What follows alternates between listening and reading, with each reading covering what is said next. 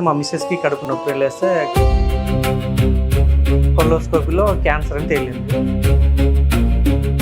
6 months నుంచి 1 year లోపల ఎప్పుడైనా ఎక్స్పైర్ అయ్యి సాగు.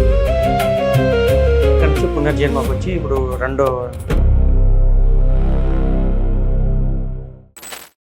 మా మిస్సెస్ పేరు కవిత అండి. ఫస్ట్ మా మిస్సెస్కి కడుపు నొప్పి వెళ్ళేస్తే ఖమ్మం హాస్పిటల్కి వెళ్ళాము. అక్కడికి వెళ్ళిన తర్వాత వాళ్ళు కొలోస్కోపీ టెస్ట్ చేశారండి. ఆ కొలోస్కోపీలో క్యాన్సర్ అని తేలింది. 4th stage.